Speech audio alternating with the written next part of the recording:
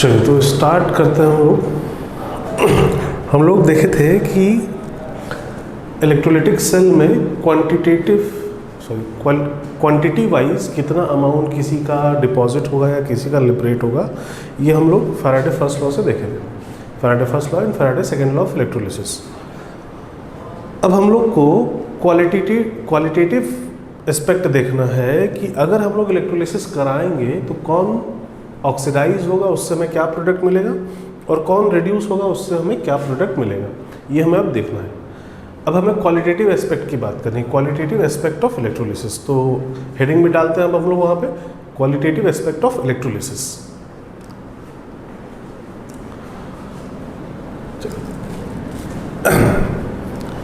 Heading डालने के बाद सबसे पहला काम वहाँ पे आप एक स्टेटमेंट नोट करिए, लिखिए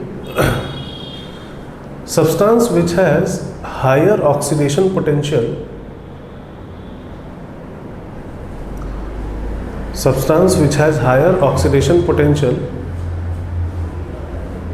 will get oxidized first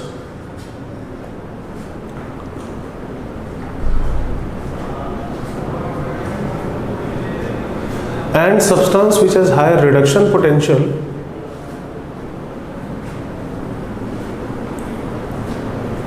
will get reduced first।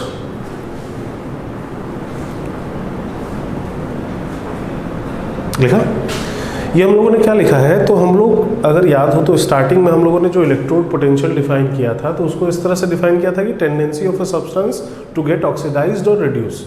Tendency जितनी ज़्यादा होगी उतना ही ज़्यादा पोटेंशियल होगा। तो अगर किसी का ऑक्सीडेशन पोटेंशियल ज़्यादा है तो इसका मतलब क्या है, उसके ऑक्सीडाइज होने की टेंडेंसी ज़्यादा है, और अगर ऑक्सीडाइज होने की टेंडेंसी ज़्यादा है तो वो पहले ऑक्सीडाइज होगा। मतलब अगर हमारे सामने ऑप्शंस आ जाएं कि हमारे पास 2-3 सब्सटेंस है जिनका ऑक्सीडेशन पॉसिबल है, तो जब हम लोग इलेक्ट्रिसिटी पास करेंगे इलेक्ट्रोलाइटिक सेल में तो ऐसा नहीं कि सारी चीज़ें एक साथ ऑक्सीडाइज होना स्टार्ट हो जाएंगी, ऐसा नहीं होगा। पहले कोई एक सब्सटेंस ऑक्सीडाइज होगा, जब उसका ऑक्सीडेशन कंप्लीट हो जाएगा तब दूसरा सब्सटेंस ऑक्सीडाइज होगा। अच्छा, पहले कौन ऑक्सीडाइज होगा, तो जिसके ऑक्सीडाइज होने की टेंडेंसी ज़्यादा है। ऑक्सीडाइज होने की टेंडेंसी किसकी ज़्यादा है, तो जिसका ऑक्सीडेशन पोटेंशियल ज़्यादा है। तो जिसका ऑक्सीडेशन पोटेंशियल ज़्यादा है वो पहले ऑक्सीडाइज होगा, या सेम इसी तरीके से जिसका रिडक्शन पोटेंशियल ज़्यादा है वो पहले रिड्यूस होगा। जैसे सपोज करते हैं हमारे पास 2-3 इलेक्ट्रोड्स बता दिए गए, जैसे A से A+2 है, B से B+2 है, C से C+2 है, D से D+2 है। इनके E0 वैल्यूज़ भी दे दी गई है। सपोज करिए हमने ऑक्सीडेशन लिखा है तो ऑक्सीडेशन पोटेंशियल से हमें बता दिए गए हैं। सपोज करिए इसका है 1.2 वोल्ट, इसका है 0.6 वोल्ट, इसका है -0.4 वोल्ट और इसका है -1.6 वोल्ट, ऐसा है सपोज करिए। तो अगर हम लोग एक सॉल्यूशन लें जिसमें A, B, C, D ये चारों चीज़ें प्रेजेंट हो, एक सॉल्यूशन में हम लोग A, B, C, D ये चारों चीज़ें रख दें, और अब यहाँ पे इलेक्ट्रिसिटी पास करा रहे हैं हम लोग। सपोज करिए इलेक्ट्रोलाइटिक सेल है ये एक, और इसमें इलेक्ट्रिसिटी अब पास कराया जा रहा है, तो ऑक्सीडेशन इन चारों का पॉसिबल है। A भी ऑक्सीडाइज हो सकता है, B भी, C भी और D भी। बट ऐसा नहीं कि जब इलेक्ट्रिसिटी पास करेंगे तो ये चारों एक साथ ऑक्सीडाइज होना स्टार्ट हो जाएंगे, ऐसा नहीं है। सबसे पहले कोई एक ऑक्सीडाइज होगा, और कौन ऑक्सीडाइज होगा, तो जिसका ऑक्सीडेशन पोटेंशियल सबसे ज़्यादा है। किसका ऑक्सीडेशन पोटेंशियल सबसे ज़्यादा है, तो A से A+2 का। इसका पोटेंशियल E0 वैल्यू सबसे ज़्यादा दिख रही है हमें, तो ये सबसे पहले ऑक्सीडाइज होगा। मतलब अगर इस सॉल्यूशन से हम लोग इलेक्ट्रिसिटी पास करें तो A सबसे पहले ऑक्सीडाइज होगा, उसके बाद कौन होगा, तो उसके बाद B होगा, उसके बाद C होगा, उसके बाद D होगा। A जब खत्म हो जाएगा तब B का ऑक्सीडेशन शुरू होगा, या B जब खत्म हो जाएगा तब C का ऑक्सीडेशन शुरू होगा। तो ये ऑर्डर हम लोग को पता चलेगा ऑक्सीडेशन का कि कौन पहले ऑक्सीडाइज होगा या कौन पहले रिड्यूस होगा। कहाँ से पता चलेगा, तो इलेक्ट्रोड पोटेंशियल से। इलेक्ट्रोड पोटेंशियल मतलब ऑक्सीडेशन पोटेंशियल से या फिर रिडक्शन पोटेंशियल से। बिना उसके हम लोग ये सब चीज़ें नहीं पता कर पाएंगे, ठीक है। अच्छा, या इसी तरह सपोज करिए सॉल्यूशन में रख दिया जाता D, मतलब इन सब के आयंस रख दिए जाते, A+2 रख दिया जाता, B+2 रख दिया जाता, C+2 रख दिया जाता और D+2 रख दिया जाता, और इलेक्ट्रिसिटी पास करा रहे हैं। अब रिडक्शन की बात करनी है कि कौन रिड्यूस करेगा, तो सबसे पहले कौन रिड्यूस करेगा, तो जिसका रिडक्शन पोटेंशियल सबसे ज़्यादा हो। ये हमें ऑक्सीडेशन पोटेंशियल्स दिए गए हैं, तो रिडक्शन पोटेंशियल अगर देखेंगे तो इन सब का माइनस कर देंगे। ये हो जाएगा प्लस 1.6, ये हो जाएगा प्लस 0.4, ये होगा माइनस 0.6 और ये माइनस 1.2। तो सबसे ज़्यादा रिडक्शन पोटेंशियल किसका दिख रहा है? तो D+2 का। तो सबसे पहले D+2 रिड्यूस होगा, फिर C+2, फिर B+2, फिर A+2। ये ऑर्डर आएगा रिडक्शन का।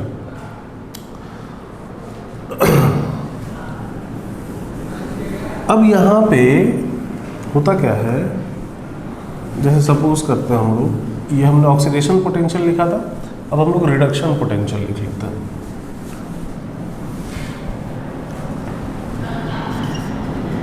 A+2 से A, B+2 से B, C+2 से C, D+2 से D। और इनकी E0 वैल्यूज़ हमें दे दी गई हैं, 1.6 वोल्ट, 0.4 वोल्ट, माइनस 0.6 वोल्ट और माइनस 1.2 वोल्ट। ये इनके रिडक्शन पोटेंशियल्स हमें बता दिए गए। तो सबसे ज़्यादा रिडक्शन पोटेंशियल हमें किसका दिख रहा है? तो A+2 का। मतलब एक्वस सॉल्यूशन में सबसे पहले कौन रिड्यूस होगा? तो A+2, उसके बाद B+2, उसके बाद C+2, उसके बाद D+2। या अगर ऑक्सीडेशन की ऑर्डर की बात करें तो सबसे पहले कौन ऑक्सीडाइज होगा? तो D, उसके बाद C, उसके बाद B, उसके बाद A। अच्छा, अगर ये वैल्यूज़ हमें पता हो या फिर अगर ऑर्डर हमें पता हो तो हम लोग कुछ ये भी बात कर सकते हैं कि कौन अच्छा ऑक्सीडाइजिंग एजेंट है, कौन अच्छा रिड्यूसिंग एजेंट है। ये सब भी कुछ देखा जा सकता है। मतलब क्या है इसका कि जैसे A+2 रिड्यूस होगा अगर A में, तो ये खुद अगर रिड्यूस होगा तो किसी दूसरे सब्सटेंस को ये ऑक्सीडाइज करेगा, तो ये ऑक्सीडाइजिंग एजेंट है। A+2 क्या है? तो ऑक्सीडाइजिंग एजेंट। तो ये किसको ऑक्सीडाइज कर सकता है, इसकी बात करते हैं। क्या ये B को ऑक्सीडाइज करके B+2 में कन्वर्ट कर सकता है या नहीं कर सकता है? ये खुद रिड्यूस होकर A बना दे और B को ऑक्सीडाइज करके B+2 बना दे। ये खुद रिड्यूस होगा और अगर इसको ऑक्सीडाइज करेगा तो वहाँ एक सेल बनेगा, और अगर उस सेल का पोटेंशियल पॉजिटिव आ गया तो वो सेल स्पॉन्टेनियस हो जाएगा, और अगर स्पॉन्टेनियस हो गया इसका मतलब है कि वो प्रोसेस होगा। तो देखते हैं कि क्या उस सेल का पोटेंशियल पॉजिटिव आ रहा है या नहीं आ रहा है। A+2 से अगर A बनेगा तो इसका पोटेंशियल है 1.6, और B से B+2 बनेगा तो इसका पोटेंशियल होगा -0.4, 1.6 और -0.4, ये हो गया 1.2 वोल्ट। क्या ये पॉजिटिव आया या नहीं आया? तो पॉजिटिव आ रहा है, इसका मतलब ये सेल स्पॉन्टेनियस है, इसका मतलब ये प्रोसेस फिजिबल है।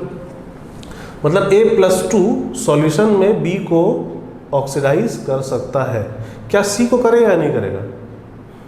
C को अगर करेगा तो इसकी वैल्यू हो जाएगी प्लस में 0.6, तो 1.6 और 0.06 मतलब 2.2 हो जाएगा, वो भी पॉजिटिव ही है। या अगर D की बात करें, क्या D को ऑक्सीडाइज कर सकता है कि नहीं कर सकता है? तो कर सकता है, ये प्लस में 1.2 और ये 1.6 मतलब 2.8, तो कर सकता है। तो A+2 खुद रिड्यूस होगा और बाकी सबको ऑक्सीडाइज कर सकता है ये। मतलब इन चारों की बात की जाए, A+2, B+2, C+2, D+2, तो A+2 इन तीनों को ऑक्सीडाइज कर सकता है। B की अब बात करते हैं। B+2 अगर खुद रिड्यूस होकर B में गया, B+2 खुद रिड्यूस होकर B में गया, तो क्या C को ऑक्सीडाइज कर पाएगा? ये है 0.4 और ये अगर ऑक्सीडाइज होगा तो प्लस में 0.6 पॉजिटिव आ जाएगा। या D को तो 0.4 और प्लस में 1.2 तो 1.6 पॉजिटिव आ जाएगा। क्या ये A को ऑक्सीडाइज कर सकता है? B+2 क्या A को ऑक्सीडाइज कर सकता है?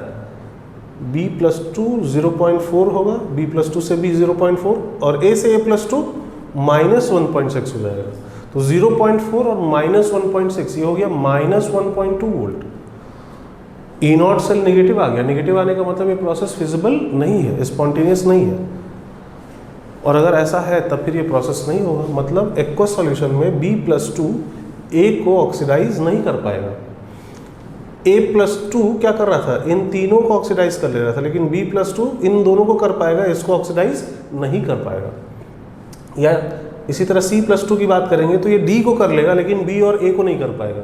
और D+2 की बात करेंगे तो ये तीनों को ऑक्सीडाइज नहीं कर सकता है। आप चाहे तो वेरीफाई करके देख सकते हो। तो कहने का मतलब है कि अगर यहाँ पे ऑक्सीडाइजिंग एजेंट की बात की जाए कि सबसे अच्छा ऑक्सीडाइजिंग एजेंट कौन है, तो A+2 सबको अगर ऑक्सीडाइज कर पा रहा है तो ये सबसे अच्छा ऑक्सीडाइजिंग एजेंट है।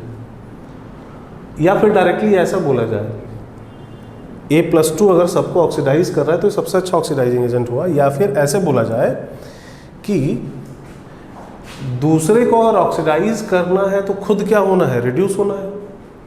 दूसरे को ऑक्सीडाइज करने का मतलब क्या होना है, खुद क्या होना है, रिड्यूस होना है। तो खुद कौन, जो सबसे जल्दी रिड्यूस होगा खुद, वो दूसरे को सबसे जल्दी ऑक्सीडाइज करेगा। जिसके खुद की रिड्यूस होने की टेंडेंसी सबसे ज़्यादा है उसकी दूसरे को ऑक्सीडाइज करने की टेंडेंसी सबसे ज़्यादा होगी। तो सबसे अच्छा ऑक्सीडाइजिंग एजेंट कौन होगा, तो जो सबसे, जिसकी टेंडेंसी सबसे ज़्यादा है रिड्यूस होने की, मतलब जिसका रिडक्शन पोटेंशियल सबसे ज़्यादा हो। कौन है, तो A+2, इसका रिडक्शन पोटेंशियल सबसे ज़्यादा है, तो ये सबसे अच्छा क्या हुआ, ऑक्सीडाइजिंग एजेंट। बोला गया बताइए इसमें सबसे अच्छा रिड्यूसिंग एजेंट कौन है, तो रिड्यूसिंग एजेंट का मतलब दूसरे को रिड्यूस करना है, तो खुद क्या होना है, ऑक्सीडाइज। खुद ऑक्सीडाइज होना है अगर, तो इसका मतलब क्या है, जिसका ऑक्सीडेशन पोटेंशियल सबसे ज़्यादा हो उसके ऑक्सीडाइज होने की टेंडेंसी सबसे ज़्यादा होगी, तो दूसरे को रिड्यूस करने की टेंडेंसी सबसे ज़्यादा होगी। तो किसका ऑक्सीडेशन पोटेंशियल सबसे ज़्यादा है देखा जाए, ऑक्सीडेशन मतलब रिवर्स वाला, तो ये सबसे ज़्यादा हो जाएगा, ये सबसे ज़्यादा हो जाएगा क्योंकि माइनस कर रहे होंगे हम लोग, सब पे माइनस लगा रहे होंगे, तो 1.2 सबसे ज़्यादा वैल्यू हो जाएगी।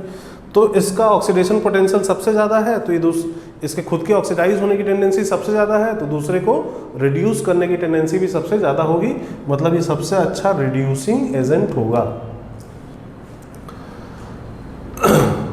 तो इस तरीके से हम लोग ये पता लगाते हैं, अगर हमें ये सीरीज़ पता हो तो हम लोग ये पता लगा सकते हैं कि कौन सबसे अच्छा ऑक्सीडाइजिंग एजेंट है, कौन नहीं है, कौन किसको ऑक्सीडाइज कर सकता है, किसको नहीं कर सकता है। जैसे बोला गया कि A+ मतलब ये वाला आयन अपने नीचे जितनी भी चीज़ें हों उन सबको ऑक्सीडाइज कर सकता है, तो ये बात सही होगी।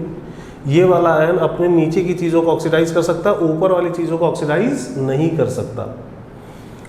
तो इस तरीके से हम लोग बता सकते हैं अगर हमें वैल्यूज़ पता हो तो।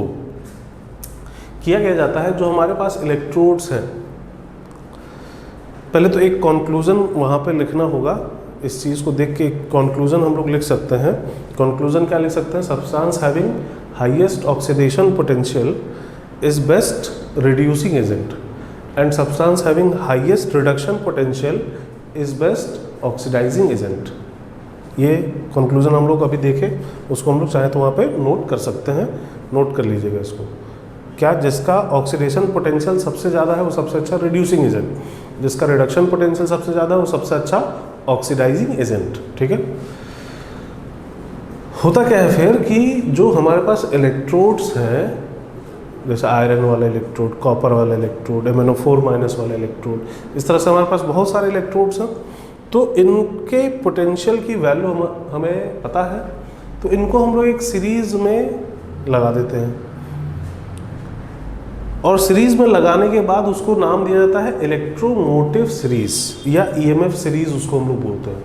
आप NCERT उठा के अगर देखेंगे तो उसमें एक सीरीज़ बनाई गई है। वो सीरीज़ जो NCERT में बनाई गई है वो भी रिडक्शन पोटेंशियल की सीरीज़ दी गई है।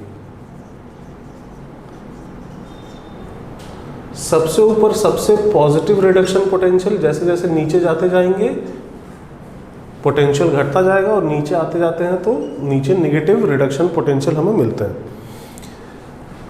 रिडक्शन पोटेंशियल की सीरीज है, सबसे ऊपर आपको आयरन मिलेगा, आयरन कह रहे हैं, फ्लोरीन मिलेगा, F2+2 इलेक्ट्रॉन से 2F-। इसका रिडक्शन पोटेंशियल सबसे ज़्यादा होता है। और सबसे लास्ट में आपको मिलेगा लिथियम, लिथियम++ इलेक्ट्रॉन से लिथियम, इसका रिडक्शन पोटेंशियल सबसे ज़्यादा नेगेटिव में होता है। इसका रिडक्शन पोटेंशियल सबसे ज़्यादा है, मतलब ये बहुत आसानी से, मतलब इसके रिड्यूस होने की टेंडेंसी सबसे ज़्यादा है, तो ये सबसे अच्छा क्या हुआ, ऑक्सीडाइजिंग एजेंट।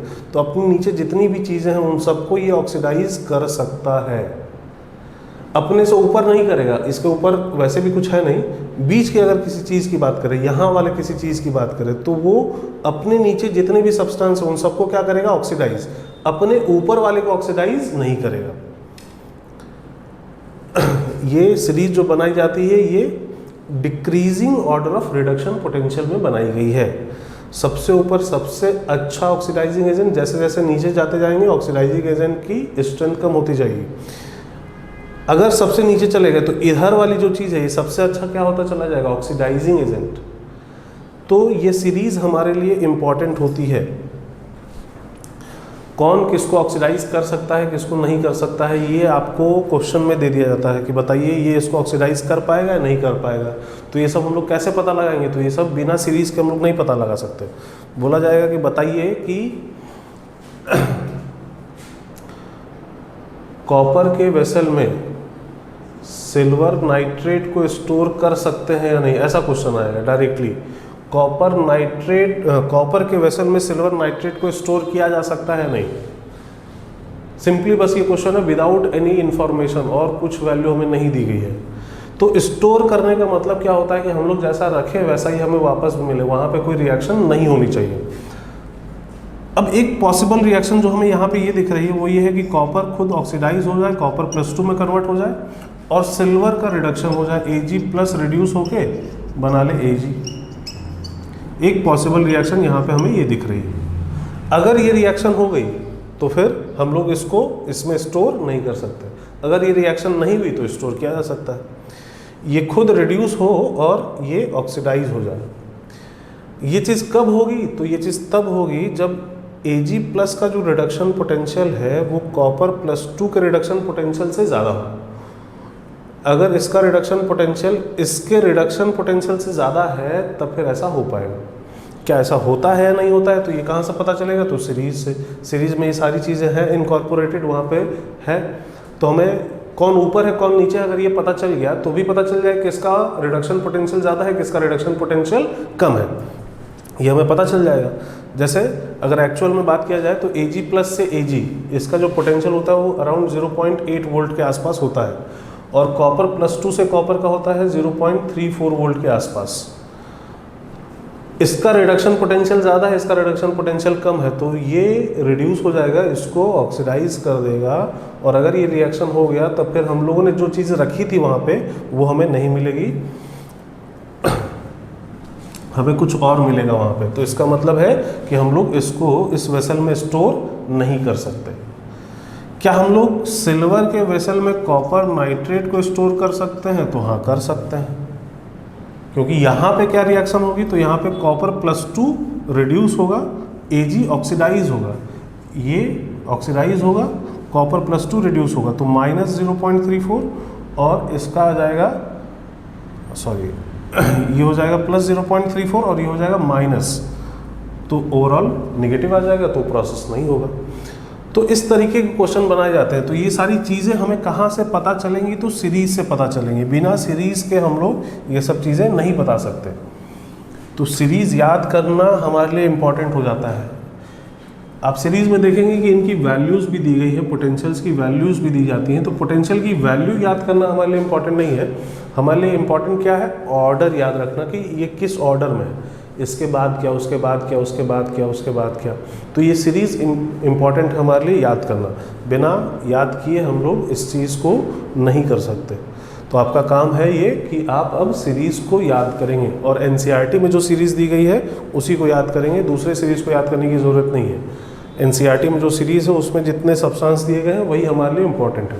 खासकर इस बात का ध्यान रखते हुए कि हाइड्रोजन कहाँ पे है और वाटर कहाँ पे है।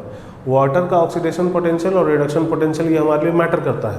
तो वाटर के पोजीशन को देखते हुए ये सीरीज़ हम लोग को याद करनी है, ठीक है। ये सबका काम है कि सीरीज़ को याद करेंगे। चलिए, तो बात हो गई सीरीज़ की। अब हम लोग वाटर के बारे में देखते हैं कुछ। वाटर का हम लोग बात कर चुके हैं कि ऑक्सीडेशन भी पॉसिबल है और रिडक्शन भी पॉसिबल है, ये हम लोग बात कर चुके हैं। इनफैक्ट हम लोग रिएक्शंस भी लिख चुके हैं वाटर के ऑक्सीडेशन और वाटर के रिडक्शन के। अगर ऑक्सीडेशन की बात की जाए तो इसके लिए हम लोगों ने रिएक्शन लिखा था, अगर याद हो तो, वाटर से बनता था O2 गैस, वाटर के ऑक्सीडेशन से बनता था O2 गैस, साथ में बनता था H+4H+ एक्वस और निकलते थे 4 इलेक्ट्रॉन। इसके अगर E0 की बात की जाए तो इसका E0 होता है -1.23 वोल्ट, इसका E0 है -1.23 वोल्ट।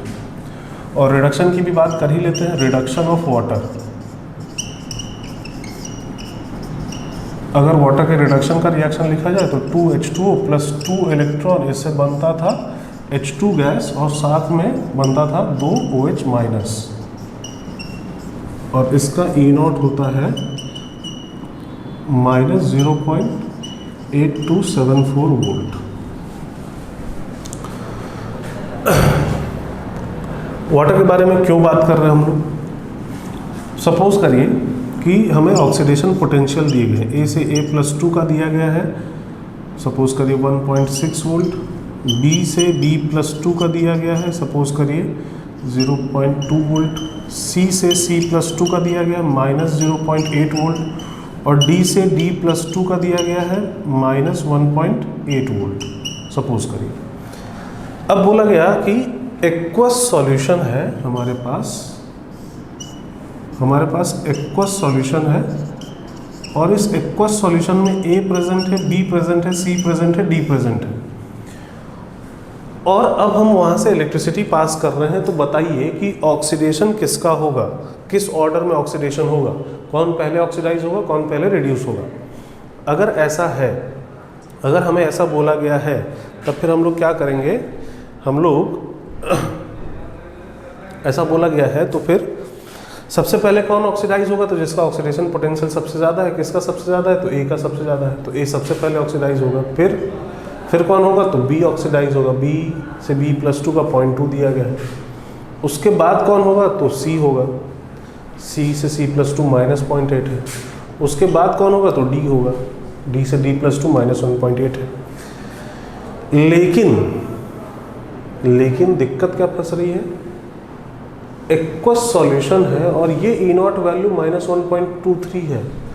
एक्वस सॉल्यूशन का मतलब क्या है, यहाँ पे वाटर भी है, ये चार चीज़ें तो है ही, साथ में यहाँ पे वाटर भी है, और वाटर का भी ऑक्सीडेशन हो सकता है।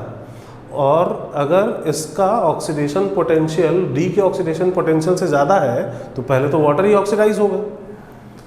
मतलब सी के बाद कौन ऑक्सीडाइज होगा, तो वाटर का ऑक्सीडेशन माइनस 1.23 वोल्ट और इसका ऑक्सीडेशन पोटेंशियल माइनस 1.8 वोल्ट, तो किसका ऑक्सीडेशन पोटेंशियल ज़्यादा हुआ, तो वाटर का ज़्यादा हुआ, तो वाटर पहले ऑक्सीडाइज होगा। मतलब सी के बाद डी ऑक्सीडाइज नहीं होगा, सी के बाद कौन ऑक्सीडाइज होगा, तो वाटर।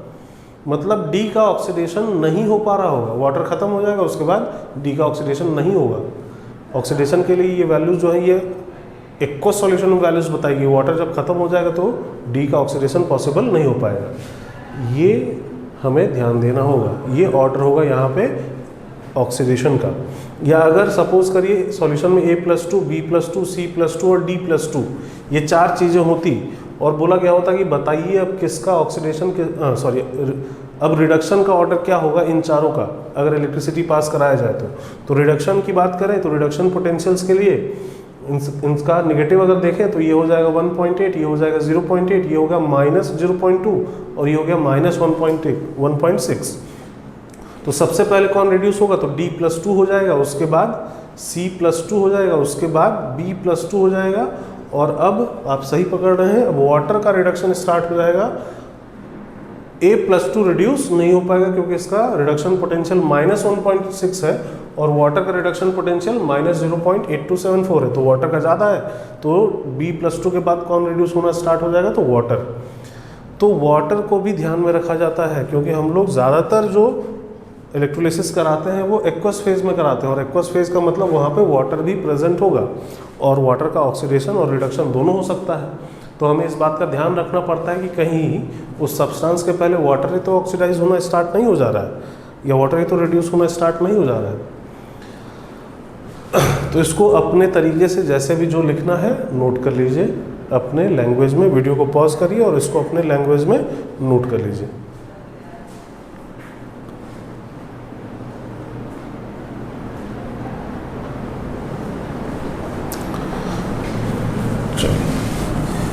अब हम लोग को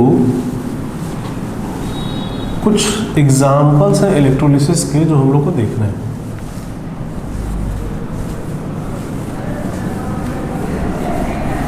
कुछ पर्टिकुलर एग्जाम्पल्स हैं। वैसे तो आपसे कुछ भी पूछा जा सकता है, कोई भी सॉल्यूशन दे दिया जाएगा और बोला जाएगा बताइए इसका इलेक्ट्रोलिसिस कराए हैं तो एनोड पे हमें क्या मिलेगा और कैथोड पे क्या मिलेगा, वो किसी भी सॉल्यूशन के लिए आपसे पूछा जा सकता है। बट कुछ पर्टिकुलर एग्जाम्पल है इलेक्ट्रोलिसिस के जो हम लोग को देखने ही है। जैसे पहला एग्जाम्पल जो हम लोग को देखना है वो है इलेक्ट्रोलिसिस, लिखते हैं वहाँ पे हेडिंग डालते हैं, लिखिए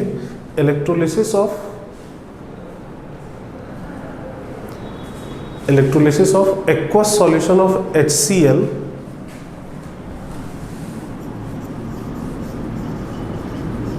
ब्रैकेट में लिखेंगे concentrated, electrolysis of aqueous solution of HCl using platinum electrodes, using platinum electrodes लिखा। हमें HCl के एक्वस सॉल्यूशन का, और कैसा सॉल्यूशन तो कंसंट्रेटेड सॉल्यूशन, इसका इलेक्ट्रोलिसिस कराना है। तो हमें यह देखना है कि प्रोडक्ट क्या क्या हमें मिलेंगे। तो एक एक्वस सॉल्यूशन लिया गया है, ये एक्वस सॉल्यूशन HCl का है और इसका इलेक्ट्रोलिसिस हम लोग करा रहे हैं। यहाँ पे HCl रखा गया है, इसका इलेक्ट्रोलिसिस हम लोग कराएंगे। और जो इलेक्ट्रोलिसिस कराने के लिए रॉड हम लोग यूज़ कर रहे हैं ये प्लैटिनम के रॉड्स हैं।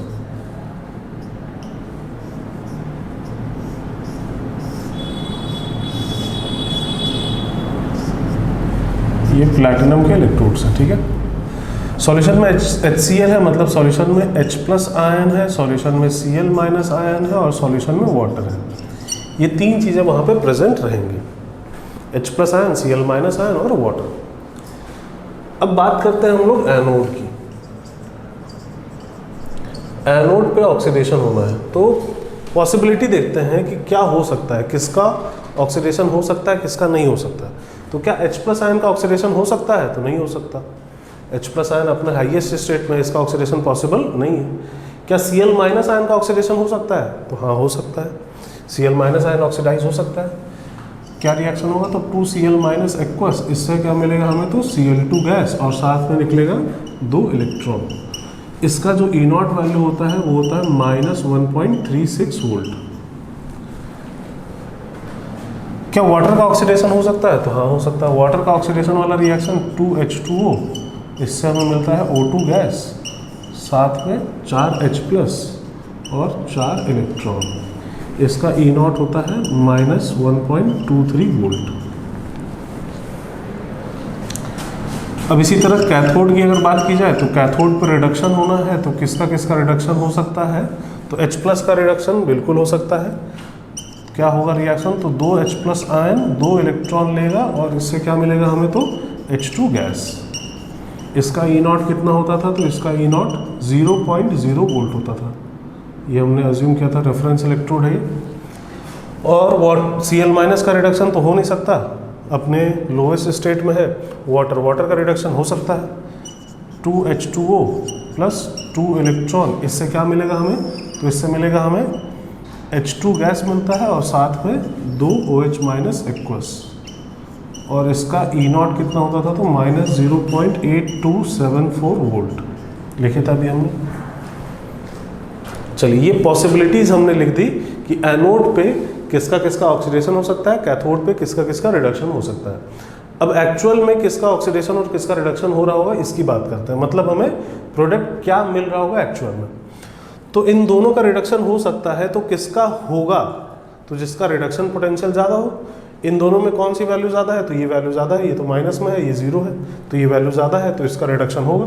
मतलब कैथोड पे हमें प्रोडक्ट क्या मिलेगा? तो H2 गैस। कैथोड का प्रोडक्ट H2 गैस होगा। हालांकि अगर वाटर का भी रिडक्शन होता तो भी प्रोडक्ट H2 गैस ही होता, बट ये जो H2 मिल रहा है ये कहाँ से मिल रहा होगा? तो H+ से, ना कि वाटर से। अब इसी तरह एनोड पे ऑक्सीडेशन की बात की जाएगी। एनोड पे ऑक्सीडेशन का प्रोडक्ट क्या होगा? एनोड का प्रोडक्ट क्या मिलेगा हमें? तो किसका पोटेंशियल ज़्यादा दिख रहा है? तो -1.23 है और ये -1.36 है, तो ये वैल्यू ज़्यादा दिख रही है। तो वाटर का ऑक्सीडेशन होना चाहिए, प्रोडक्ट हमें क्या मिलना चाहिए? तो O2 गैस।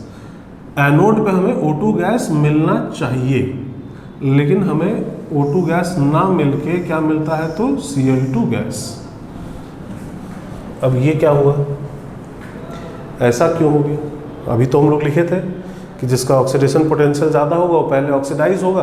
तो हमें दिख रहा है कि वाटर का ऑक्सीडेशन पोटेंशियल ज़्यादा है तो ये पहले ऑक्सीडाइज होना चाहिए, तो O2 गैस मिलना चाहिए। लेकिन O2 ना मिल के हमें क्या मिल रहा है, Cl2 गैस। तो ऐसा क्यों हो रहा है, क्यों Cl2 गैस हमें मिल रहा है? तो इसका रीज़न होता है ओवर वोल्टेज ऑफ वाटर। इसका रीज़न है ओवर वोल्टेज ऑफ वाटर। एक टर्म है over voltage of water. Actually होता क्या है, वाटर का जो ऑक्सीडेशन वाला प्रोसेस है, ये वाला जो प्रोसेस आप देख रहे हैं, इस प्रोसेस के काइनेटिक्स को स्टडी किया गया। इस प्रोसेस के काइनेटिक्स को स्टडी किया गया तो ये देखा गया कि ये प्रोसेस जो है बहुत ही स्लो प्रोसेस है। और जो प्रोसेस स्लो होते हैं, हम लोग पढ़ चुके हैं काइनेटिक्स में कि जो प्रोसेस स्लो होते हैं उनकी एक्टिवेशन एनर्जी बहुत ज़्यादा होती है। तो इसका मतलब है कि इस रिएक्शन की एक्टिवेशन एनर्जी काफ़ी ज़्यादा है, जो कि इसको नॉर्मल कंडीशन में नहीं मिल पाती है। मतलब इस रिएक्शन के लिए जो एक्टिवेशन एनर्जी रिक्वायर्ड है वो नॉर्मल कंडीशन में नहीं मिल पाती है, इसलिए प्रोसेस नहीं हो पाता है। अगर इस प्रोसेस को कराना है तो हमें एक्टिवेशन एनर्जी देना पड़ेगा। अब एक्टिवेशन एनर्जी हम लोग कैसे दें, तो हम लोग या तो टेम्परेचर बढ़ाएं। अच्छा, लेकिन टेम्परेचर बहुत ज़्यादा बढ़ा देंगे तो वहाँ और भी प्रॉब्लम स्टार्ट हो जाएगी, सॉल्यूशन की बॉइलिंग वगैरह शुरू हो जाएगी, ये सब भी प्रॉब्लम्स हैं। तो हम लोग एक काम करते हैं कि हम लोग इसको जो एक्टिवेशन एनर्जी देना है वो in terms of electrical energy ही दे देते हैं। एक इलेक्ट्रिक एनर्जी हम लोग इसको सप्लाई कर देते हैं जो वहाँ पे जाके काम करती है इसके एक्टिवेशन एनर्जी का। अच्छा, एनर्जी देना मतलब क्या, जैसे मान लो ये प्रोसेस कराना है अगर हमें, तो इसका E0 है -1.23, तो हमें इस प्रोसेस को कराने के लिए जो पोटेंशियल लगाना पड़ेगा वो कितना लगाना पड़ेगा, तो कम से कम 1.23। ये हम लोग बात कर चुके थे, अगर याद हो तो NaCl का इलेक्ट्रोलिसिस, मोल्टन NaCl का देखे थे, मिनिमम कितने वोल्टेज का बैटरी लगाना पड़ेगा, वैसी बात हुई थी। तो कितना लगाना पड़ चाहिए हमें, 1.23 वोल्ट का बैटरी लगाएं तो ये हो जाना चाहिए। लेकिन सिर्फ 1.23 का लगाएंगे तो इसको एक्टिवेशन एनर्जी नहीं मिल पाएगी। एक्टिवेशन एनर्जी सप्लाई करने के लिए कुछ इलेक्ट्रिकल एनर्जी हमें देनी है, तो वो भी हम लोग एक्स्ट्रा पोटेंशियल अगर अप्लाई कर दें तो वो इलेक्ट्रिकल एनर्जी के फॉर्म में वहाँ पर जाएगा। मतलब कहने का क्या है, मतलब कहने का ये है कि इस प्रोसेस का E0 एक तरह से हम लोग चेंज कर देते हैं, इसको लिख देते हैं -1.23 प्लस x वोल्ट। ये x क्यों आ रहा है, तो ये x इसलिए आ रहा है क्योंकि वाटर का ओवर वोल्टेज है। इस x को ही हम लोग बोलेंगे वाटर का ओवर वोल्टेज। x की वैल्यू वेरिएबल होती है, x की वैल्यू फिक्स नहीं होती है। ये डिपेंड करता है कि आप किस सरफेस पे ऑक्सीडेशन करा रहे हैं वाटर का। जैसे यहाँ पे हम लोग किस सरफेस पे करा रहे हैं, तो प्लैटिनम के सरफेस पे। तो ऐसा देखा गया कि प्लैटिनम के सरफेस पे इसकी वैल्यू, x की वैल्यू अराउंड 0.25 वोल्ट होती है। x की वैल्यू 0.25, तो ये एक तरह से अप्रॉक्सीमेटली कितना हो जाएगा, अप्रॉक्सीमेटली हो जाएगा -1.48 वोल्ट। हमें एक एक्स्ट्रा पोटेंशियल लगाना पड़ा। क्यों लगाना पड़ा, क्योंकि हमें एक्टिवेशन एनर्जी सप्लाई करना है इन टर्म्स ऑफ इलेक्ट्रिकल एनर्जी। वो कैसे करेंगे, तो एक एक्स्ट्रा पोटेंशियल लगा के। तो जो एक्स्ट्रा पोटेंशियल हमें लगाना पड़ता है उसी को हम लोग क्या बोलते हैं, ओवर वोल्टेज ऑफ वाटर। इसकी वैल्यू किस पर डिपेंड करती है, तो on the type of surface on which oxidation is taking place. तो प्लैटिनम सरफेस पे इसकी वैल्यू 0.25 वोल्ट के आसपास है, तो ये वैल्यू एक तरह से -1.48। तो एक तरह से हम लोग सिंपल सा कहें कि हम लोग 1.48 वोल्ट का बैटरी लगाएंगे तब जाके ये प्रोसेस होगा, और इस प्रोसेस को कराने के लिए 1.36 ही चाहिए। तो अब अगर देखा जाए तो किसका ऑक्सीडेशन पोटेंशियल ज़्यादा दिख रहा है, तो Cl- का ज़्यादा दिख रहा है, इसलिए ऑक्सीडेशन किसका होगा, तो Cl- का। प्रोडक्ट हमें क्या मिलेगा एनोड पे, तो Cl2 गैस। एनोड का प्रोडक्ट हमें मिलेगा Cl2 गैस। ठीक है, तो पहले आप वीडियो पॉज करिए, इसको नोट करिए, उसको शो कर दीजिएगा, और उसके बाद फिर हम लोग ओवर वोल्टेज ऑफ वाटर के बारे में लिखेंगे। पहले वीडियो पॉज करके इसको नोट करिए सारी चीज़ों को, उसके बाद फिर हम लोग ओवर वोल्टेज के बारे में नोट करेंगे सारी चीज़ें।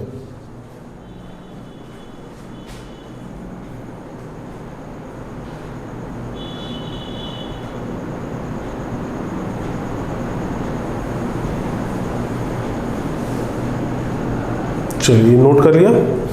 अब वहाँ पे हेडिंग डालिए, लिखिए ओवर वोल्टेज ऑफ वाटर, लिखिए इसमें, देखिए as per kinetics oxidation of water is a very slow process.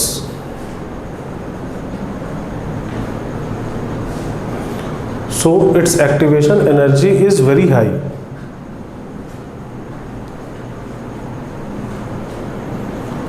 Which is supplied in terms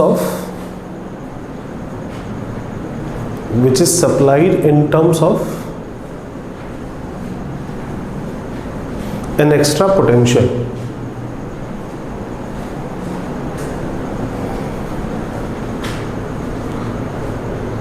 This potential is named over voltage of water.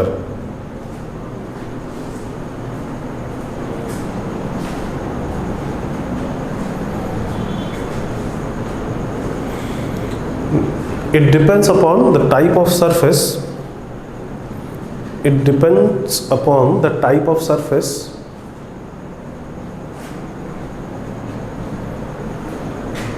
and generally varies between 0.1 volt to 0.45 volt. 0.1 volt to 0.45 volt. For example, at platinum electrodes,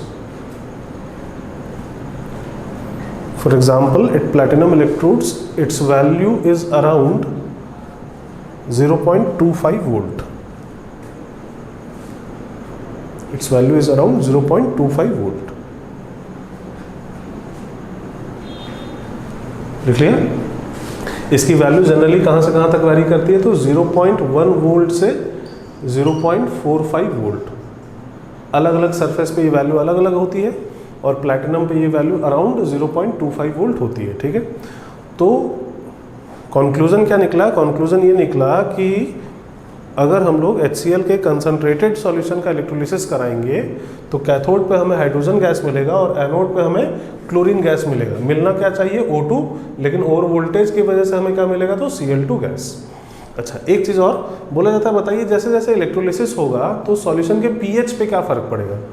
तो solution के pH पे क्या फ़र्क पड़ेगा? तो electrolysis होने का मतलब ये रिएक्शन हो रही होगी, इस रिएक्शन से तो H+ के कंसनट्रेशन पर कोई फ़र्क नहीं पड़ रहा है, और कैथोड पे ये रिएक्शन हो रही होगी। इससे क्या हो रहा है? सॉल्यूशन से H+ गायब हो रहा है, वो कन्वर्ट हो जा रहा है H2 में। और अगर सॉल्यूशन से H+ गायब होगा तो सॉल्यूशन का pH क्या होगा? बढ़ेगा या घटेगा? तो सॉल्यूशन का pH बढ़ेगा। जैसे जैसे H+ गायब करोगे उसका कंसंट्रेशन कम होगा, सॉल्यूशन का pH बढ़ेगा।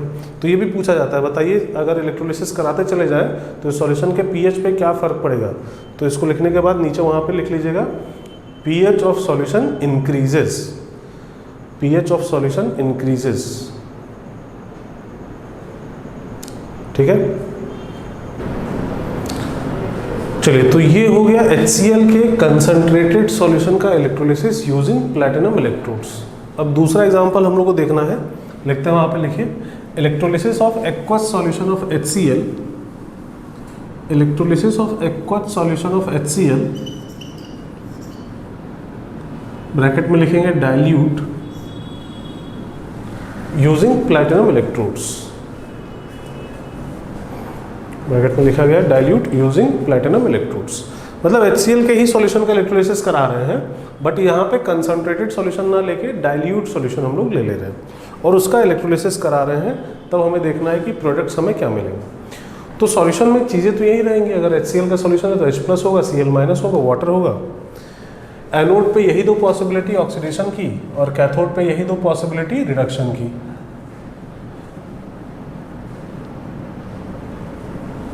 तो इससे होता क्या है, अब अगर देखा जाए तो कैथोड के प्रोडक्ट में चेंज नहीं आता है। कैथोड पे हमें H+ से H2 ही मिलते रहता है, बट एनोड पे हमें वाटर के ऑक्सीडेशन से O2 गैस मिलने लगता है। ये चेंज हो जाता है अगर हम लोग HCl के कंसंट्रेटेड की जगह डाइल्यूट सॉल्यूशन ले ले तो।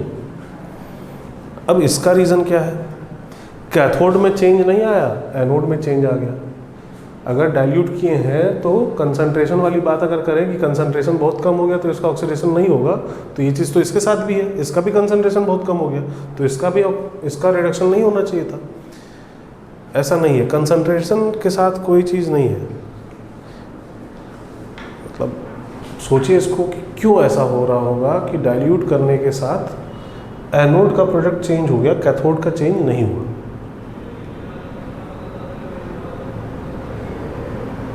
चलिए देखिए मैं बताता हूँ होता क्या है। हम लोगों ने, अगर आपने ध्यान दिया हो तो जो स्टेटमेंट नोट किया था हमने, substance which has higher oxidation potential will get oxidised first and substance which has higher reduction potential will get reduced first. तो हम लोगों ने वहाँ पे ऑक्सीडेशन पोटेंशियल लिखा है या फिर रिडक्शन पोटेंशियल लिखा है, ना कि ये लिखा है स्टैंडर्ड ऑक्सीडेशन पोटेंशियल या फिर स्टैंडर्ड रिडक्शन पोटेंशियल। वहाँ पे ऑक्सीडेशन पोटेंशियल लिखा गया है या फिर रिडक्शन पोटेंशियल। स्टैंडर्ड से कंपैरिजन नहीं करना है हमें, कंपैरिजन उसके ऑक्सीडेशन पोटेंशियल से करना है। ये जो वैल्यूज़ लिखी है कौन सी वैल्यूज़ लिखी गई, तो ये तो स्टैंडर्ड वैल्यूज़ लिखी गई है। अगर सॉल्यूशन 1 मोलर या उससे ज़्यादा होता है तो हमारे लिए कंसनट्रेटेड सॉल्यूशन होता है। 1 मोलर या उससे ज़्यादा ही को हम लोग कंसनट्रेटेड मान लेते हैं। तो 1 मोलर ही अगर मान लें तो 1 मोलर मतलब अपने स्टैंडर्ड कंडीशन में मतलब वो उस टाइम वैल्यू इतनी ही रहेगी, ई नॉट वैल्यूज रहेगी। अगर कंसंट्रेशन हम लोग कम करते हैं तब फिर इनके पोटेंशियल चेंज होंगे अकॉर्डिंग टू नर्स्ट इक्वेशन। इनके ऑक्सीडेशन पोटेंशियल चेंज होंगे, इनके रिडक्शन पोटेंशियल चेंज होंगे। जैसे अगर Cl- की बात की जाए तो यहाँ पे Cl- का जो ऑक्सीडेशन पोटेंशियल है, इस पे अगर नस्ट इक्वेशन लगाया जाए Cl- से Cl2, E फॉर Cl- से Cl2 is equal to E naught for Cl- से Cl2, ये -1.36 है, -0.059 अपॉन n की वैल्यू है 2। लॉग के अंदर क्या आएगा, तो ऊपर प्रेशर आएगा Cl2 का। प्रेशर को हम लोग चेंज नहीं कर रहे हैं, अगर डाइल्यूट कर रहे हैं तो कंसंट्रेशन चेंज होगा, तो इसको छोड़ देते हैं, इसको 1 ही मान लेते हैं। अपॉन में आएगा कंसंट्रेशन ऑफ Cl- का स्क्वायर, ऐसा आएगा।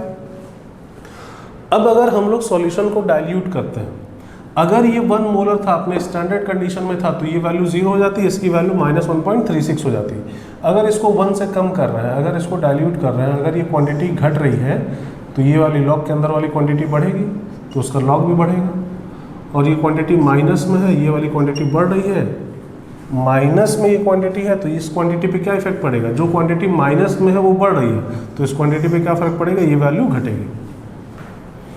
मतलब अगर हम लोग सॉल्यूशन को डाइल्यूट करें तो Cl- का ऑक्सीडेशन पोटेंशियल घटता है।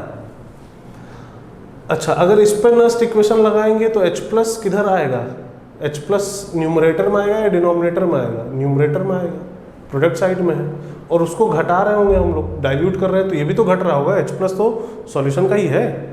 अगर ये घटेगा तो इसका ऑक्सीडेशन पोटेंशियल, डिनोमिनेटर वाली क्वांटिटी घटी तो ये क्वांटिटी घटी, न्यूमरेटर वाली क्वांटिटी घटेगी तो ये क्वांटिटी बढ़ेगी। तो वाटर का ऑक्सीडेशन पोटेंशियल बढ़ता है। वाटर का जो ऑक्सीडेशन पोटेंशियल आप -1.48 देख रहे हैं ओवर वोल्टेज के साथ, ये क्वांटिटी इसमें इंक्रीमेंट होगा, ये क्वांटिटी बढ़ेगी, और इस क्वांटिटी में डिक्रीमेंट होगा, ये क्वांटिटी घटेगी। तो अगर ठीक ठाक डाइल्यूट कर दिया जाए तो यहाँ पे क्या होता है, इसका ऑक्सीडेशन पोटेंशियल घट के इसके भी ऑक्सीडेशन पोटेंशियल से कम हो जाता है। और अगर ऐसा हो गया तो इसका ऑक्सीडेशन पोटेंशियल ज़्यादा हो जाएगा, प्रोडक्ट हमें क्या मिलेगा, O2 गैस। ध्यान दीजिएगा ये चीज़ सिर्फ Cl- और वाटर के साथ ही होता है, क्योंकि यहाँ पे जो डिफरेंस है -1.36 और -1.48, ये बहुत ज़्यादा डिफरेंस नहीं है। तो अगर ठीक ठाक डाइल्यूट कर दिया जाता है तो ये क्वांटिटी घट के और ये क्वांटिटी बढ़ के इंटरचेंज हो जाते हैं, ये छोटा हो जाता है, ये बड़ा हो जाता है। फिर तो ऑक्सीडेशन फिर Cl- का ना होके किसका होना स्टार्ट हो जाता है, तो वाटर का हमें प्रोडक्ट क्या मिलता है, तो O2 गैस। ठीक है, तो इस चीज़ को वहाँ पे नोट करिए। डाइल्यूट HCl का अगर इलेक्ट्रोलिसिस करेंगे तो हमें एनोड पे O2 गैस मिलेगा, कैथोड पे हमें H2 गैस ही मिल रहा होगा। ठीक है, हाँ एक चीज़ और बात कर ली जाए, सॉल्यूशन के pH पे क्या फ़र्क पड़ेगा। तो एनोड पे ये रिएक्शन हो रही है, इससे H+ बन रहा है, कैथोड पे ये रिएक्शन हो रही है, इससे H+ गायब हो रहा है। तो यहाँ 2 H+ गायब हो रहा है, यहाँ 4 H+ बन रहा है, तो क्या H+ बढ़ जाएगा सॉल्यूशन में, pH घट जाएगा, तो नहीं, ऐसा नहीं है। यहाँ 4 इलेक्ट्रॉन है तो यहाँ पे भी 4 इलेक्ट्रॉन करना पड़ेगा ना हमें, ऐसा थोड़ी पानी में इलेक्ट्रॉन छोड़ देंगे। 4 इलेक्ट्रॉन निकला है तो 4H+ निकला है, वही 4 इलेक्ट्रॉन अगर एक्सेप्ट कराने लगेंगे तो 4H+ रिएक्ट कर जाएगा, और 4H+ रिएक्ट करेगा तो जितना बना है उतना ही रिएक्ट भी कर गया, मतलब H+ पे कोई इफेक्ट नहीं आया, सॉल्यूशन के H+ कंसंट्रेशन में कोई चेंज नहीं आया, मतलब सॉल्यूशन का पीएच क्या रहेगा तो कांस्टेंट। ठीक है, तो इस चीज़ को भी वहाँ पे नोट करेंगे। तो पहले वीडियो पॉज करिए और ये सारी चीज़ें वहाँ पे नोट करिए।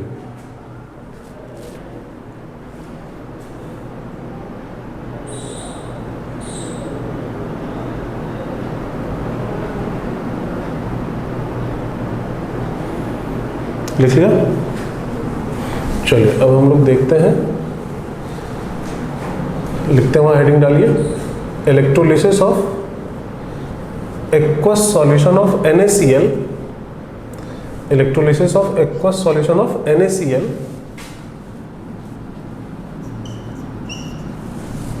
ब्रैकेट में लिखिएगा concentrated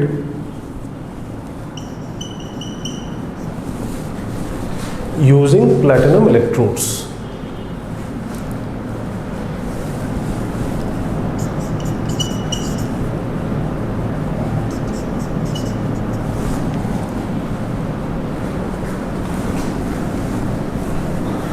electrolysis of aqueous solution of NaCl bracket में concentrated using platinum electrodes.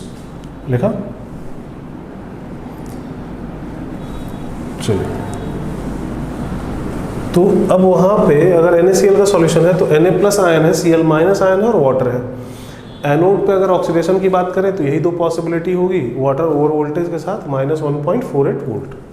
Cathode पे रिडक्शन की बात करें तो रिडक्शन H+ है इस बार Na+ है, तो Na+ का हो सकता है Na+ एक्वस प्लस इलेक्ट्रॉन, इससे हमें क्या मिलेगा तो सोडियम सॉलिड, और इसका E0 कितना होता है तो इसका E0 होता है -2.7 वोल्ट। एनोड की बात कर लेते हैं पहले। एनोड पे ऑक्सीडेशन किसका हो रहा होगा तो कंसंट्रेटेड सॉल्यूशन है, होना चाहिए वाटर का, लेकिन होगा किसका Cl- का, प्रोडक्ट हमें क्या मिलेगा Cl2 गैस। और कैथोड पे क्या होगा तो कैथोड पे हमें क्या मिलेगा, किसका रिडक्शन पोटेंशियल ज़्यादा दिख रहा है तो इस बार वाटर का ज़्यादा दिख रहा है H2 गैस। सॉल्यूशन में हमें क्या मिलेगा H2, कैथोड पे हमें क्या मिलेगा तो H2 गैस।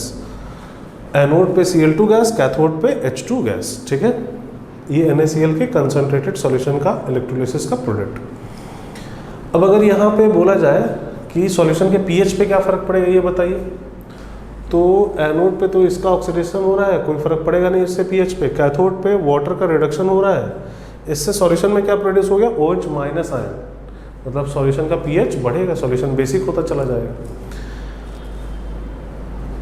अगर n फैक्टर की बात की जाए तो n फैक्टर कितना है OH- का, तो 2 OH- के लिए 2 इलेक्ट्रॉन, तो 1 OH- के लिए 1 इलेक्ट्रॉन, n फैक्टर 1 हो जाएगा। 1 OH- के लिए 1 इलेक्ट्रॉन, n फैक्टर की वैल्यू 1। अब न्यूमेरिकल एक बना दिया जाता है।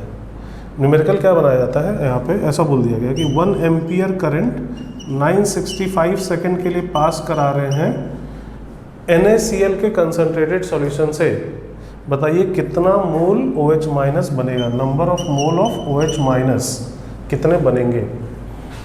तो करंट हमें पता है, टाइम पता है, I × T/96500 × 1000, ये हो गया milli kilometre of charge is equal to milli kilometre of substance. तो इसका मोल हमें निकालना ही है, n फैक्टर इसका 1 पता ही हमें, × 1000, वहाँ से मोल आ जाएगा। या और क्वेश्चन को बड़ा करना है तो ऐसा बोला जाएगा कि इस सॉल्यूशन का वॉल्यूम 100 ml है, तो बताइए OH- की मोलैरिटी कितनी होगी रिजल्टिंग सॉल्यूशन में इलेक्ट्रोलिसिस के बाद। तो OH- के मोल आ गए अपॉन वॉल्यूम 100 ml, मतलब लीटर में 0.1 हो गया, ये मोलैरिटी हो जाएगी OH- की। मोल तो निकाले थे ना अभी, अपॉन 0.1, ये मोलैरिटी होगी OH- की। या और ज़्यादा बड़ा क्वेश्चन करना है तो बोला जाएगा बताइए सॉल्यूशन का पीएच कितना है। तो OH- की मोलैरिटी पता है तो POH निकाल लीजिए, उसको 14 में से माइनस कर दीजिए, पीएच आ जाएगा। तो इस तरीके से क्वेश्चन बनाए जाते हैं।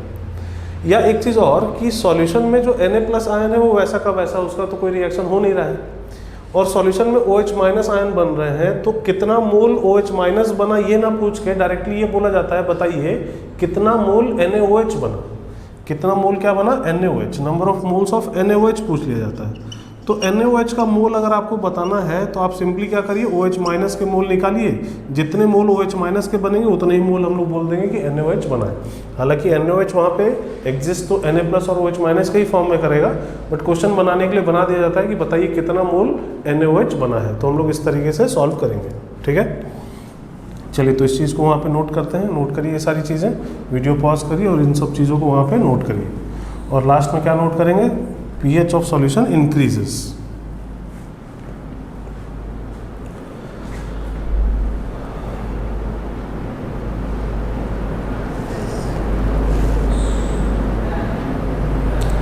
नोट कर लिया। अब अगर हम लोग NaCl के कंसंट्रेटेड सॉल्यूशन की जगह अगर NaCl का डाइल्यूट सॉल्यूशन लेते तब क्या होता, अगर NaCl का डाइल्यूटेड सॉल्यूशन हमारे पास होता तब क्या होता, तो डाइल्यूट होता तो कैथोड पे तो वाटर का ही रिडक्शन हो रहा होता, H2 गैस ही मिल रहा होता। हाँ, एनोड पे अब Cl माइनस का ऑक्सीडेशन ना होके वाटर का ऑक्सीडेशन शुरू हो जाता और हमें क्या मिलता, तो O2 गैस, जो कि हम लोग पिछले केस में HCl वाले केस में देखे थे। हमें एनोड पे क्या मिलने लगता है, O2 गैस। ठीक है, तो लिख लीजिए, if NaCl diluted was used, if NaCl diluted was used, then product at anode O2 gas and product at cathode H2 gas. If NaCl diluted was used, then product at anode O2 gas, at cathode H2 gas. और ऐसे में solution के pH की भी बात कर लेते हैं, pH का चेंज होगा कैसे होगा, तो यहाँ से H प्लस प्रोड्यूस हो रहा है और यहाँ से OH माइनस प्रोड्यूस हो रहा है। 4 इलेक्ट्रॉन अगर एक्सेप्ट कराएंगे तो 2 इलेक्ट्रॉन से 2 OH माइनस, 4 इलेक्ट्रॉन से 4 OH माइनस, जितना H प्लस प्रोड्यूस हुआ उतना ही OH माइनस प्रोड्यूस हो रहा है, मतलब सॉल्यूशन के pH पे कोई फर्क नहीं पड़ेगा, pH विल रिमेन कांस्टेंट। ठीक है, ये भी नोट कर लीजिएगा वहाँ पे, pH will remain constant.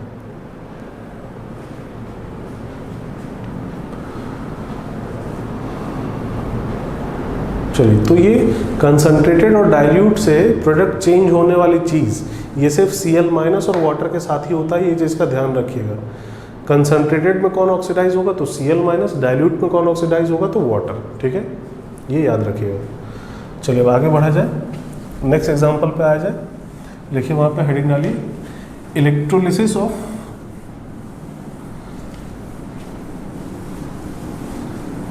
aqueous solution of H2SO4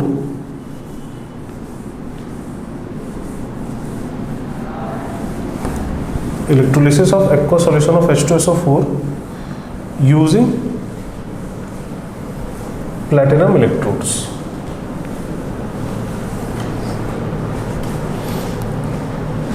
using platinum electrodes लिखा।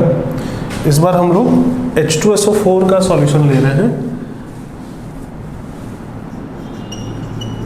और ये कंसंट्रेटेड हो चाहे डाइल्यूट हो, दोनों केस में एक ही प्रोडक्ट होता है, अलग अलग प्रोडक्ट नहीं होता है।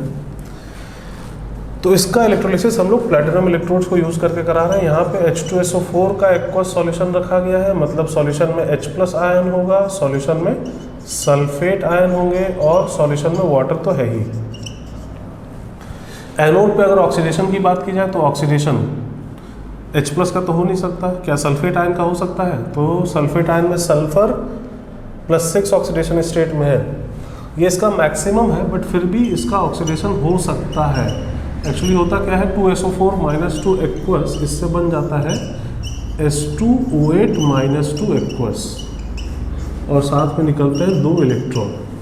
अगर इसमें देखेंगे आप तो ऑक्सीडेशन सल्फर का नहीं हो रहा है, सल्फर यहाँ भी +6 में है, यहाँ भी सल्फर +6 में है। एक्चुअली S2O8 - 2 में पेरोक्साइड बॉन्ड होते हैं, 2 सल्फर के बीच में अगर देखा जाए इसका स्ट्रक्चर तो ऐसा होता है, sulphur bond oxygen bond oxygen bond sulphur, double bond oxygen double bond oxygen bond O-, double bond oxygen double bond oxygen bond O-, S2O8 - 2। ठीक है, तो ये जो पेरोक्साइड बॉन्ड है इसमें ऑक्सीजन -1 ऑक्सीडेशन स्टेट में है। यहाँ पे जितने भी ऑक्सीजन थे ये -2 में थे, बट इधर किस में चला गया, 2 ऑक्सीजन -1 में। तो ऑक्सीडेशन बेसिकली हुआ किसका है, तो ऑक्सीजन का हुआ है, ना कि सल्फर का। ठीक है, तो ऑक्सीडेशन पॉसिबल है सल्फेट आयन का। इसका जो ई नॉट होता है वो -1.96 वोल्ट होता है, तो उसको हम लोग अप्रॉक्सीमेटली -2 वोल्ट लिख लेते हैं, ठीक है। अच्छा, कैथोड पे एनोड पे और अगर किसी का ऑक्सीडेशन हो सकता है तो वाटर का हो सकता है 2H2O। इससे हमें क्या मिलेगा, तो O2 गैस और साथ में 4H+ एक्वस और साथ में 4 इलेक्ट्रॉन। इसका ई नॉट -1.23 वोल्ट। प्लेटिनम यूज़ किए हैं तो अप्रॉक्सीमेटली ये -1.48 वोल्ट हो जाएगा। इसी तरह कैथोड पे रिडक्शन की बात कर लें। कैथोड पे रिडक्शन H+ का हो सकता है 2H+ एक्वस प्लस 2 इलेक्ट्रॉन, इससे हमें मिलेगा H2 गैस। इसका ई नॉट होता है 0.0 वोल्ट। और वाटर का रिडक्शन हो सकता है 2H2O प्लस 2 इलेक्ट्रॉन, इससे हमें मिलेगा H2 गैस और साथ में मिलेगा 2OH- एक्वस। चलिए अब डायरेक्टली बात किया जाए एनोड पे किसका ऑक्सीडेशन होगा, तो इसका हमें ओवर वोल्टेज के बाद भी ज़्यादा दिखाई दे रहा है तो इसी का ऑक्सीडेशन होगा, O2 गैस हमें मिलेगा। और कैथोड पे रिडक्शन किसका होगा, तो H+ का होगा। इसका ई नॉट होता है -0.8274 वोल्ट। तो इसका ज़्यादा है तो H+ का रिडक्शन हो रहा होगा, H2 गैस हमें मिल रहा होगा। और चाहे आप कंसनट्रेटेड लीजिए चाहे डाइल्यूट लीजिए, प्रोडक्ट दोनों केस में यही रहते हैं। एनोड पे O2 गैस, कैथोड पे H2 गैस। सॉल्यूशन के पीएच के बारे में अगर देखें तो सॉल्यूशन का पीएच कैसे चेंज होगा, तो 4 इलेक्ट्रॉन निकलेगा, 4H+ बनेगा और 4 इलेक्ट्रॉन देंगे तो 4H+ चला भी जाएगा, मतलब सॉल्यूशन का पीएच चेंज नहीं होगा। तो ये हो गया H2SO4 का electrolysis. PH will remain constant, ऐसा लिख लीजिएगा इसको नोट करने के बाद। चलिए ये नोट कर लीजिए और इसको पीएच विल रिमेन कांस्टेंट।